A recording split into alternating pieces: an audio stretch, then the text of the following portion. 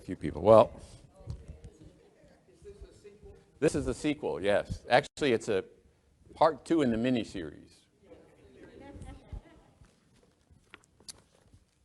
Some of you may have been here for the last time I taught, and we were talking about New Testament characters, and I don't suppose probably many of you or any of you have the handout from that class, so that's probably enough to give to everybody.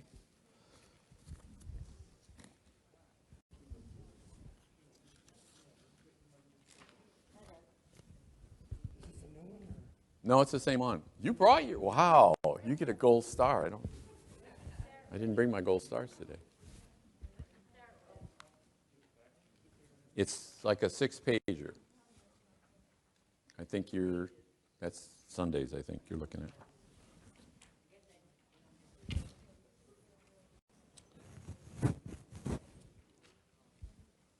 So I knew it was going to be very difficult to get through all 6 pages last week, and I think I got through 3, so hopefully we can knock out the next 3 today, and that'll be that.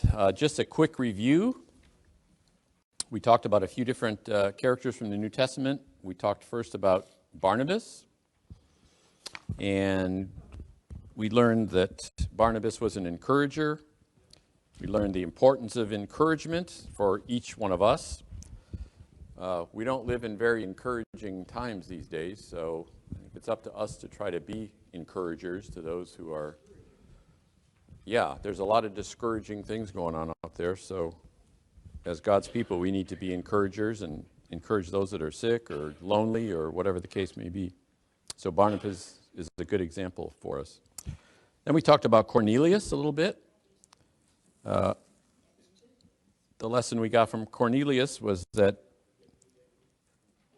the gospel is open for all. Up to, at some point, it was really primarily for the Jews, but then when they rejected it, the Gentiles were allowed to partake of the plan. And so Cornelius was one of those, and we learned that God plays no favorites, which is an important thing to remember. And then we went on and talked about Silas. We learned that Silas was imprisoned and suffered quite a bit for the cause of Christ, along with Paul, and that is something that we may have to do from time to time, probably not to the extent that they did with the physical abuse that they had to take, but perhaps with some verbal abuse or with some ridicule or whatever the case may be. So we need to be prepared for some of that type of, I hate to even call it persecution, but some of that type of behavior from others. Then we talked about a couple, Ananias and Sapphira. They were our first example of a negative example. They were negative because of what they did. They lied to the apostles. They held back a portion of their sales from the land that they sold, and instead of just coming out and telling the apostles that they were only giving a part of it, they said that they were giving the whole thing when in fact they were not. And so it did not end well for either one of them. They didn't make it to their next birthday, unfortunately. So the lesson for us there is you can't fool God and you can't rob God. We mentioned Malachi 3:8, which talks about having how we rob God by not giving tithes and offerings as we should.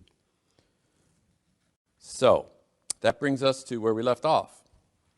We left off with a negative example of a couple. We're going to start today with a positive example of a couple.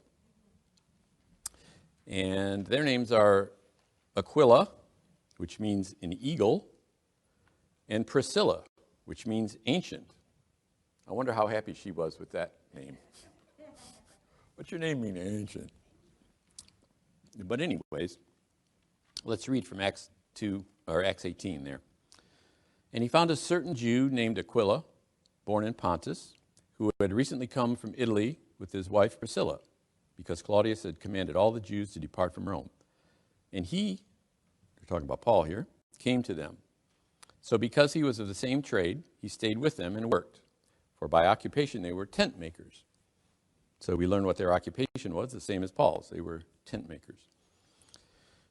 we read a little further in chapter 18 there. It says, "So Paul still remained a good while. Then he took leave of the brethren and sailed for Syria, and Priscilla and Aquila were with him. He had his hair cut off." Well, that's not really important to our talk here today. It's just the rest of that verse. But the important point here is to know that these people were missionaries. They were traveling with Paul, trying to convert people, trying to spread the gospel, and they supported Paul.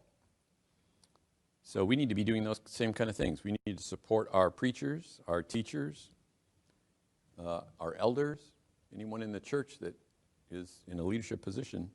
We may not agree with them at all times, but we need to support them in any way that we can. There's an interesting thing that they do in the next little verse there, Acts 18:26. A fellow named Apollos, who we're going to be talking about a little bit later, began to speak boldly in the synagogue. When Aquila and Priscilla heard him, they took him aside and explained to him the way of God more accurately. So what we learn here is that we don't exactly know what Apollos was teaching that was not correct, but we do know that there was something that they straightened him out on. What I get from reading that is that they did so in a calm and compassionate manner. They didn't go grab him by the nose and tell him, "Wow, you're teaching false doctrine." You know, they reasoned with him, told him what he was preaching that was not correct, told him the correct doctrine that he should be preaching, and he apparently went on to be quite a good preacher, as we'll learn a little bit later. We may find ourselves in that same position sometimes. We may have denominational friends or people that may not even be Christians or call themselves Christians who have some strange ideas, some ideas that are not really supported by the Bible. They may have been victims of some false teachings themselves. So we have to be like Aquila and Priscilla here and gently guide them to the truth. It's all in the way you approach it. You can approach it from a mean and self-righteous type of approach, which doesn't usually work, or you can approach it from a compassionate and concerned, a loving way of talking to them, and that usually works. So good lesson for us there. And we also learn from 1 Corinthians 16:19 there that Aquila and Priscilla were greeting the Christians with the church that is in their house. So they were actually having church in their house. That kind of tells us where they're at spiritually, I think, where their faith was at. They wouldn't probably be doing that sort of thing if they weren't really committed to spreading the gospel. What I really like the most about this example is what a beautiful example it is of a couple. We don't find too many of those in Scripture that are really working together for God. We don't see that there was any conflict between them. They were both kind of one accord. They were both on the same page, had the same desires to spread the gospel, had the same truth that they were preaching. It's a pretty nice picture. A couple of things that I wrote down there. A committed married couple can be more effective and a better example to other couples than either spouse might be alone. The sum of the parts is, what is that old saying? A whole is greater than the sum of the parts. I don't know, I forget what it is. But at any rate, two heads are better than one sometimes, right? You can actually do more and be a better example to other couples if you're a good Christian couple. And hospitality. They were willing to open their house. A lot of people nowadays, I mean, not because of the coronavirus, but just generally in our society, people don't seem to necessarily want to invite people over to their house that much. Some people do, but a lot of people don't. We've gotten less hospitable, I think, as time has gone by. That was a very important part of their society back then, so probably be a good thing for us to do a little more of that sort of thing. And of course, I mentioned already, kindness and calmness is a more effective approach to teaching than condescension or condemnation. So it's something we need to keep in mind when we talk to our denominational or atheistic friends. Let's move on to the next person. This is a woman named Dorcas. She's also called Tabitha. We don't learn a whole lot about her, but let's read Acts 9:36 there. It says, at Joppa there was a certain disciple named Tabitha, which is translated Dorcas. This woman was full of good works and charitable deeds, which she did. But it happened in those days that she became sick and died. When they had washed her, they laid her in an upper room. And since Lydda was near Joppa, and the disciples had heard that Peter was there, they sent 2 men to him, imploring him not to delay in coming to them. Then Peter arose and went with them. When they had come, they brought him into the upper room, and all the widows stood by him.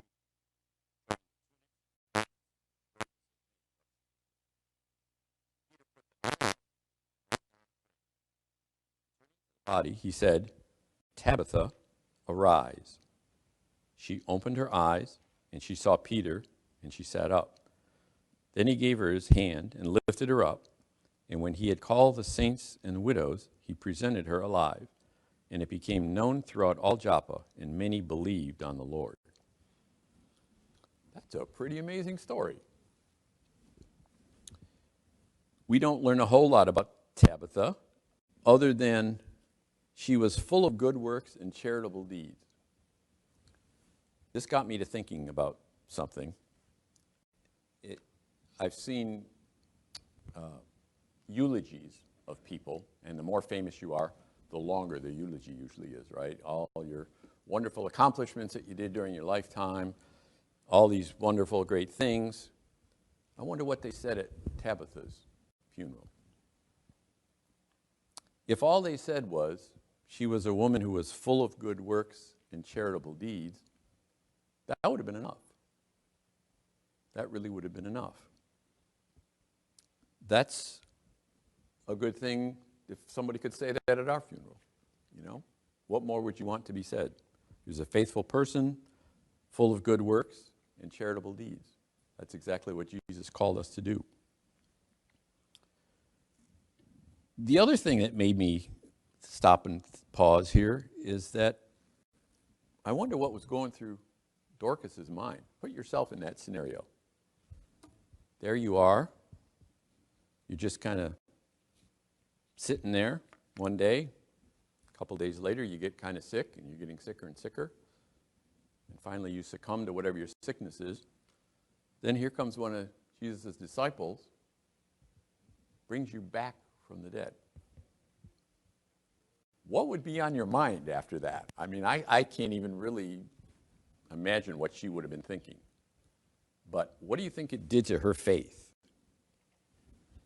If she had any doubt before, I'm sure she had no doubt after that event took place that God was real and that his power was real and that he gave that power to the disciples. Pretty amazing.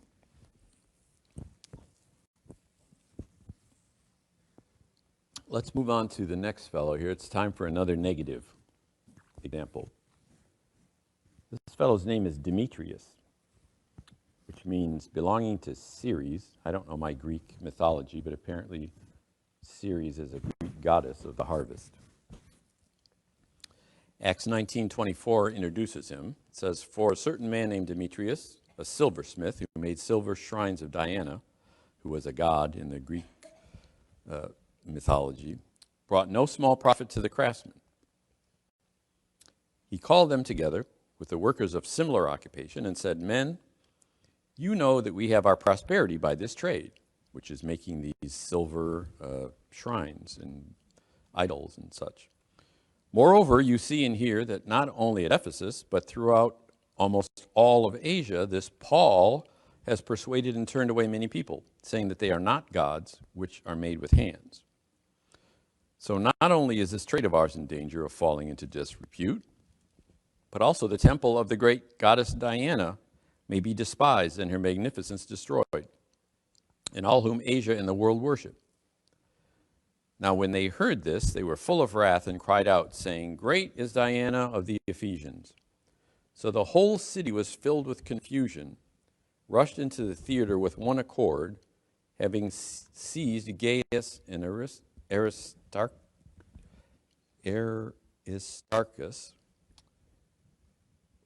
who were Macedonians, and they were Paul's travel companions. So this created quite a uproar for these people. This doesn't sound too far from where we're at today, does it?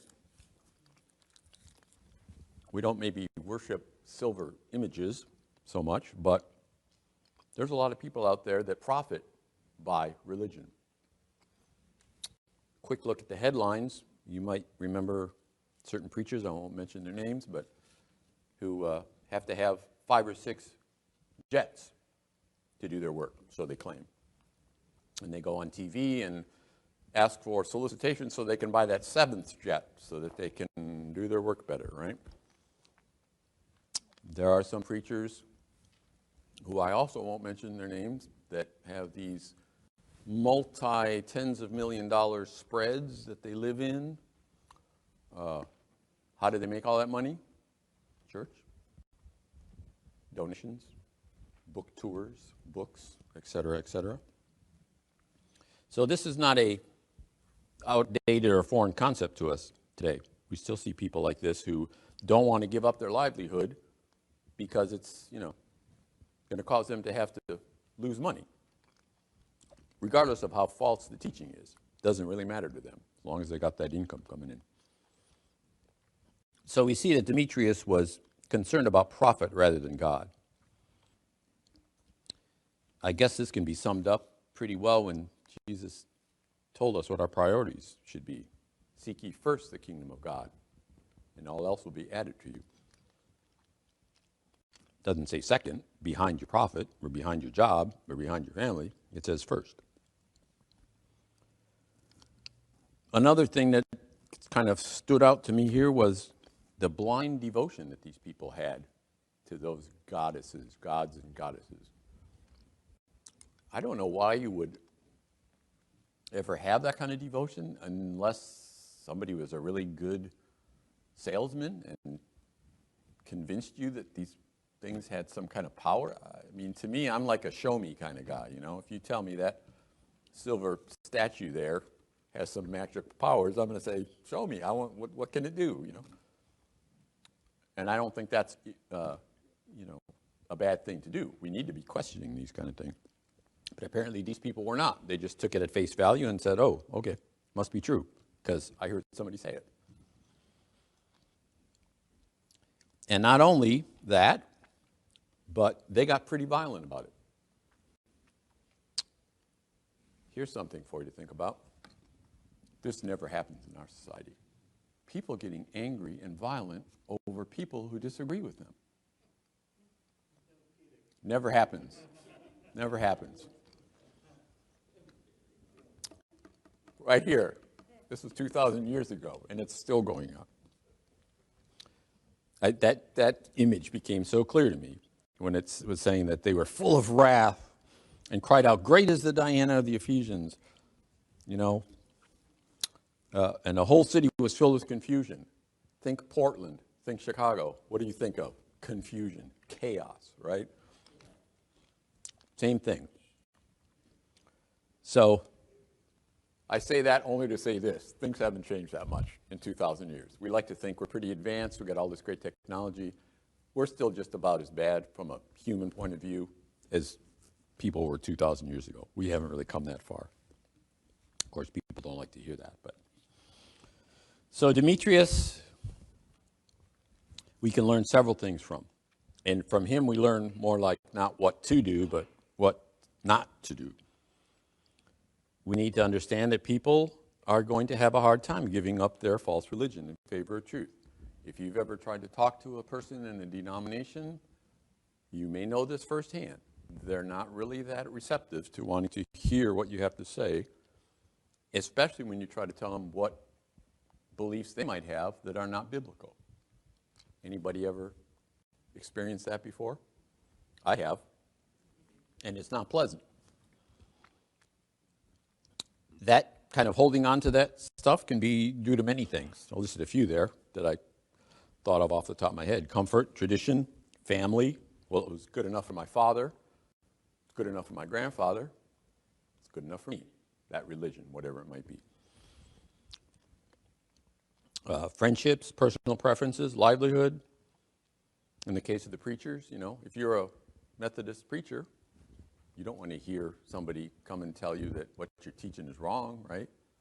It's exactly like Demetrius. It's going to mess up your livelihood. You're not, if you start believing that, you can't really be that preacher anymore. So, we also learned that just like today, people don't respect the beliefs of those who follow the truth, and maybe when those beliefs diverge from their own. So we have to be very careful about how we approach that.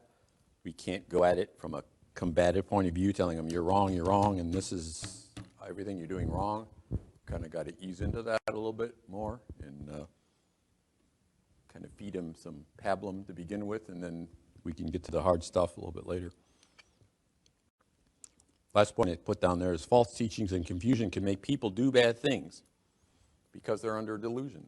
They think that what they're doing is good. Don't you think all those people that were looting and burning down buildings thought that what they were doing was good? Why would they do it if they thought it was bad? They thought some good would come out of it, but I don't know that it did. And even so, that doesn't make it right. All right, let's drop the negative and go to a guy who's kind of both. He's a good positive example and also a negative example at the same time. This is a fellow named Thomas, whose name means twin, and we're probably all familiar with him. He's one of the 12 apostles. What's the thing that Thomas is famous for? What's his nickname? Doubting Thomas, right? That's how everybody knows him. Would you like to have a moniker like that? There goes Doubting Thomas. No, it's just Thomas. No, that's Doubting Thomas. We'll see why he got that name in a minute, which I guess we probably all already know that. But I think he gets a bad rap because he wasn't necessarily a bad guy, just because he struggled with doubt a little bit. And the proof we have of that is in that first verse there, John 11:16. Then Thomas, who is called the twin, said to his fellow disciples, "Let us also go, that we may die with him." Here's a guy that's so committed to following Jesus, he's saying he's willing to die with him. Is he being honest? I don't know. I assume he was, or he wouldn't say something that drastic. So is that a negative example? No. And that's a pretty good example. How many of us could honestly raise our hand and say, yes, I'm willing to die for Jesus? I'm not going to ask you to raise your hand, but think about it. Think about how much you like your life. Would you be willing to give all of that up, die a terrible, cruel death for Jesus? Thomas seems to be saying he would. So that tells us he was a faithful man and a true believer of God, of Jesus.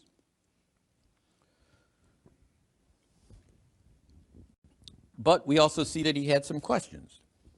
He was inquisitive. He wanted to understand things. And I think that's a positive thing too. I think there's too many people out there that believe stuff without really understanding why they believe it. I believe this and that and this and that. Why do you believe that? Well, because that's what our church teaches. Okay, but why does your church teach that? They don't really ever think through it all to understand that if they compare it to what's in the Bible, it doesn't match up. They're doing something that is in conflict with the Bible. So,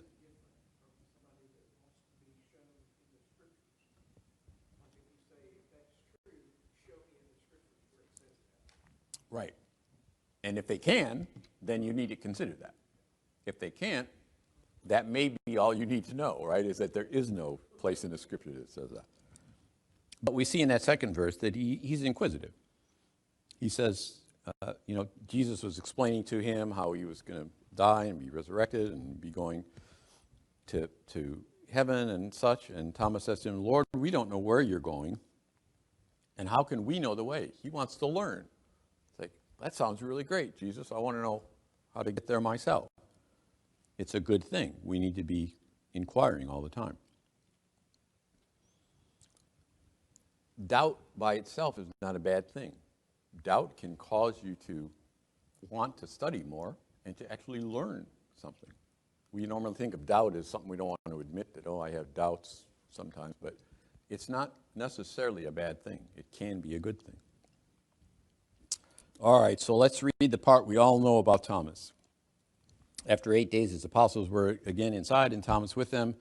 Jesus came, and the doors being shut, stood there in the midst, and said, Peace to you. Then he said to Thomas, Reach your finger here, and look at my hands, and reach your hand here, and put it in my side.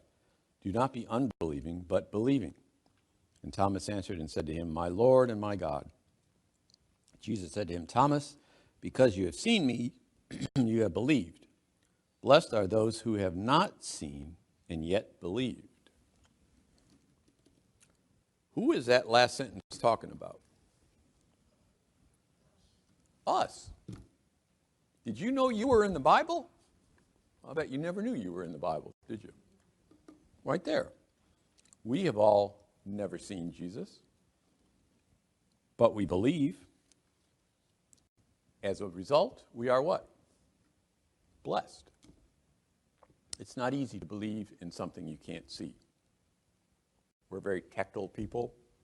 If we can touch it, if we can repeat it scientifically, if we can figure it out, we'll believe it. If we can't do any of that, it's a little harder to really believe something.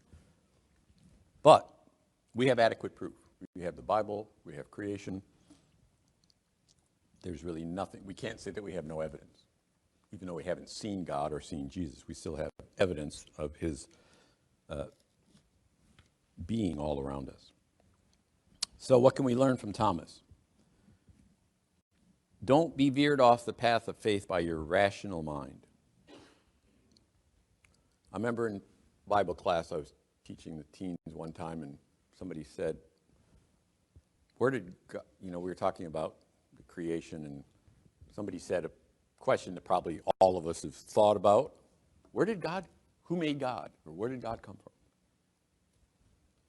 Try to explain that to somebody. You just have to say God is eternal. He had no beginning. He has no end. But how?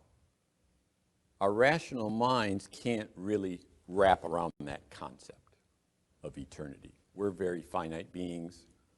We're not eternal beings as we are here on earth. We can't really even think about what that would be like. So because of that, a lot of people just don't believe. Right? I can't even begin to wrap my mind around it, so it must be nothing. It must be false. So I'm going to be an atheist. Don't let your mind be your undoing as far as your faith goes. Along with that, believe, even though you can't see. So don't make your faith depend on what you can see. Important question here. Don't be afraid to ask questions about spiritual matters. Aren't you glad every Sunday, every first Sunday, we have question and answer day? How many other churches do that? Has anybody here ever been in a church that does that? I haven't. Even other churches of Christ, I haven't heard of people doing that. Have you? Okay. Church of Christ?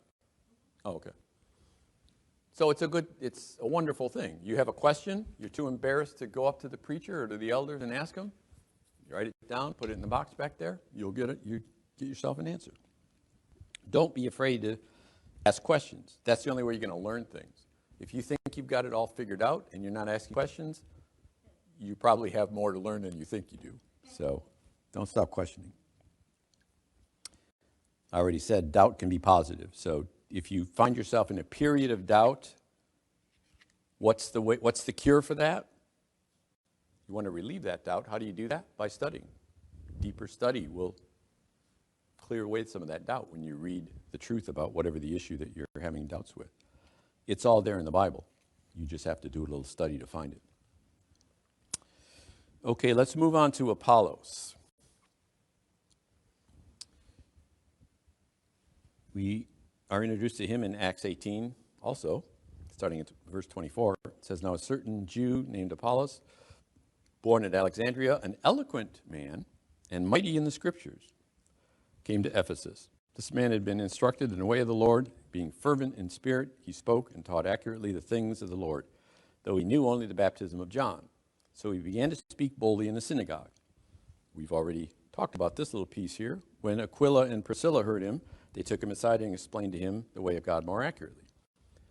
When he desired to cross to Acacia, the brethren wrote, exhorting the disciples to receive him.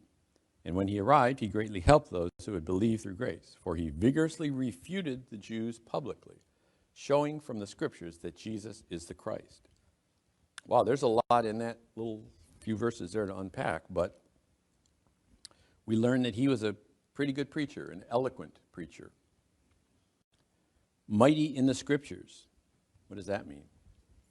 I think we have a preacher here at OceanSide that's mighty in the Scriptures. Have you ever noticed that when he's up there preaching and he's saying verses, he never looks at notes or anything? It might be 5 or 6 verses in a row. He just knows it. He doesn't have it up on the PowerPoint. Yeah, it's all up there. He doesn't have it in his notes. He just knows it. He's studied it carefully enough that he's memorized it. So that's important. However, the next little part I underline there, he taught accurately the things of the Lord. You can be the greatest speaker in the world if you're not teaching the truth or you're not teaching the accurate truth, then all of that talent you have for speaking isn't of much use. I like the way he was humble enough to open his mind to what Aquila and Priscilla had to tell him. Once again, some of our friends we might come in contact with may not be that open-minded and may not want to hear what we have to tell them about, the truth. So Apollos gets a gold star for that. He was willing to hear, and he adjusted his teachings accordingly. He wasn't stuck in his way and say, this is how I'm teaching and I don't want to hear anything else. He listened and he altered his teaching. I want to move on to the next verse there, 1 Corinthians 3:4-9. There was some problem in Corinth about people having allegiance to various disciples instead of having allegiance to God. And these little, I won't call them fights, but little arguments or disagreements came up. And Paul's talking about him here. He says, some people are saying, I am of Paul, and others are saying, I am of Apollos. In other words, I follow this guy. And this other group says, I follow that guy. Paul tries to clear this up for them. He says, who then is Paul? Who is Apollos? But ministers through whom you believed, as the Lord gave to each one. I planted, Paul talking, Apollos watered, but God gave the increase. So neither he who plants is anything, nor he who waters, but God who gives the increase. Talk about a humble man. This is Paul saying, yeah, I'm a preacher. I'm a pretty noted preacher, probably. I'm known all around that area. But I'm not the guy who's going to bring people to God. I'm not going to be the one that gives the increase. That's God's job. I think it's important for us to think about that as we try to evangelize. A lot of people get discouraged or just downright quit because nobody seems to be taking their advice. In other words, I preach to 20 people, not one of them decides to follow the plan of salvation. I'm a failure, right? Not one of those 20 people I preached to got baptized or even wanted to study the Bible. I'm a failure. I'm giving up. I'm obviously not good at this. I don't have a talent for it, right? There's something in that attitude that is completely wrong because we are thinking that we are the people that are supposed to give the increase. If we don't see an immediate result, we think we failed, right? Paul is straightening us out here. That is not what we are called to do. We are not called to give the increase. We are called to plant, to water, spread the seed, put the word out there. If people ignore it, we've done our job just as good as if people don't ignore it and listen to it. In both of those cases, we did our job equally well. So we have to really, we're very results oriented, right? And so we have to kind of turn that down a little bit. It's not really that final result that is our responsibility. We need to understand that.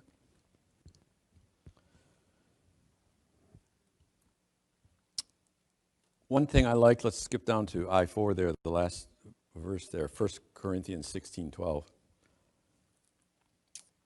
We learned that Apollos was, I think, humble, you might say, from this verse here. It says, "Now concerning our brother Apollos, I strongly urged him to come to you, brethren, but he is quite unwilling to come at this time. However, he will come when he has a convenient time."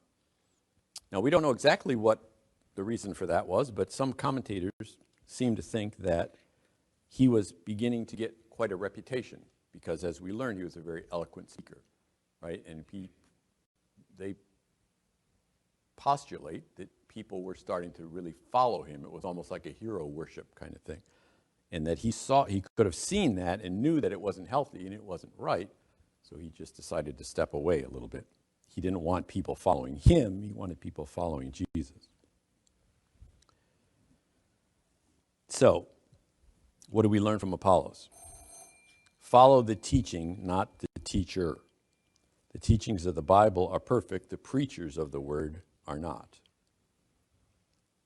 Some people, especially people that are very charismatic, they can get you hooked, right? And even once you know that they're teaching a false doctrine, you still keep going back to that church. Something's because their charisma is attracting you there.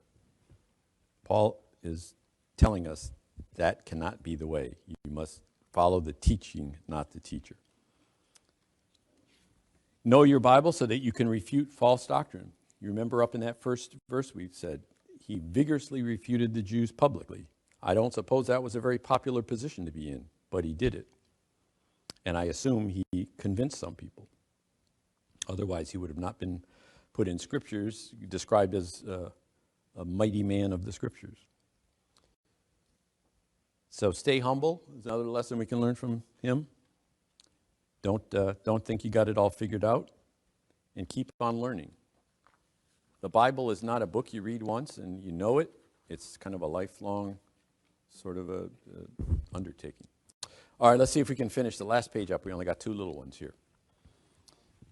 Diotrephes, nourished by Jupiter, another reference to a king of the gods, in this one from Roman mythology. 3 John 1:9 says, I wrote to the church, but Diotrephes, who loves to have preeminence among them, does not receive us. Therefore, if I come, I will call to mind his deeds, which he does, prating against us with malicious words. And not content with that, he himself does not receive the brethren and forbids those who wish to, putting them out of the church. Beloved, do not imitate what is evil, but what is good. He who does good is of God. He who does evil has not seen God. What does the word preeminence mean? Basically means the desire to be first, be on top. Also, the word prating is not a word I use very often, so I looked it up, but it means to bring forward idle accusations, make empty charges. What would you call this guy in modern English? A rabble-rouser, right? He's out there telling people they shouldn't be coming to this church, or they're not worthy of coming to this church, or whatever kind of stuff he was telling them, and building himself up to be somebody really important in the church. I'm the top guy here. I'm the head elder. I don't know if he probably wasn't an elder, but he's trying to elevate himself above the others and belittling those who would not follow what he was saying. That's a very dangerous thing. I'm so happy that we don't have that kind of situation here, at least not that I've seen. But it can destroy a church, and it can certainly split a church. So what can we learn from this guy? Well, first of all, pride. To watch out for pride. Remember Solomon's words? Pride goes before destruction, and a haughty spirit before a fall. That's pretty strong language there, but it's so true, and it's something we need to be thinking about if we feel pride is starting to take over. Strive to be a unifier, not a divider. We live in a pretty divided world these days, so the world really needs some unifiers. Just like we need to be encouragers, we also need to be unifiers too. So let's look for similarities between us and not focus on the differences so much. Strive to be a friend to all of the brethren, excluding none. In other words, don't show favoritism. You know, we learned when we first started talking, God does not show favoritism. He does not favor one person over another. So if God doesn't do it, why would we do it?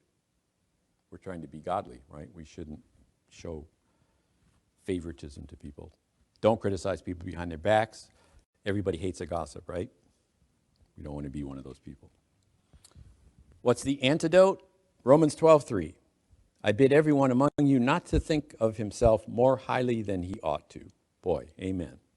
If you can remember no other verse, remember that one. Finally, King Agrippa. Don't know a whole lot about him either, other than that Paul tried to persuade him, tried to preach to him, teach him the truth. What was his response?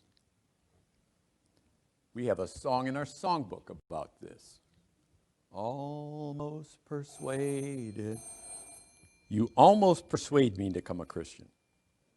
How do you think Paul felt as an evangelist? He got that close. He was that close. But he didn't land up converting him. But do you think that got Paul discouraged? Did he stop preaching after that? No. Just like we said before, he planted, and if Agrippa didn't want to take of that, then that's his problem. He's going to be the one called to judgment for that. Thank you for your kind attention. We managed to get through it. So hopefully these will be examples that you can take with you and look from time to time as great examples for us. Thank you. I'm going to do Maynard a favor and move this down a little bit.